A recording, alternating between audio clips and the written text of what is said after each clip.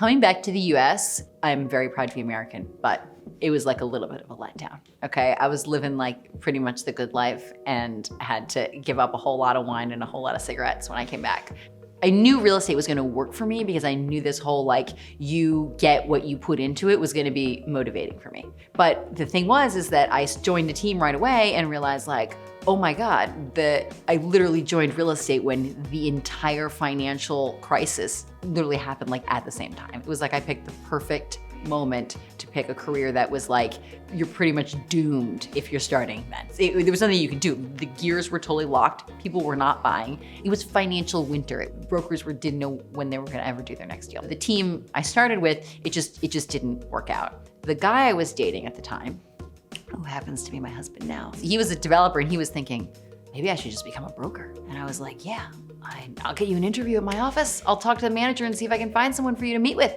And he's like, all right, sure. So I get him an interview and he meets with this woman who at the time was doing very well.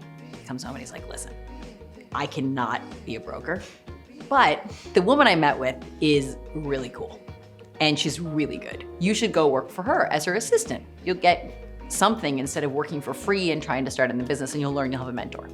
So I interview with her and she hires me. I didn't really realize this, but she was going to become one of the biggest brokers in the whole city. She's still a top broker and an incredible person. I was so fortunate to work under her and learn everything that she was doing. I was just like a runner. I'm just like a hard worker. I was like, I'll do whatever you want me to do. I'll work 24/7 and I will do it all the time. And I did that for like 5 years, but it wasn't mine. I was just working to do what I was supposed to do and trying to keep it in the box and just like not mess up, do what I'm supposed to do, keep my head down, which was really an amazing job and a really amazing experience.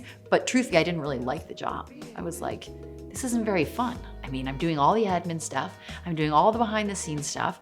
I'm running around like a chick with my head cut off. And no one really wants me to take a vacation because of the fact that I'm like the only person in the office, aside from this main producer. And it probably was a little bit more suffocating for my personality than anything else. The thing that was the most amazing about working with somebody who is working on such massive deals and just doing so much volume, which is what we were doing, and I continue to do the same now. I saw so many transactions, and what I did fall in love with was probably awakening myself and realizing that like, I actually am really good. There was this moment where I was like, oh wow, I'm seeing things happen and thinking that I should say something, but I'm afraid to say something because I'm like the kid, when the truth is like, I was right.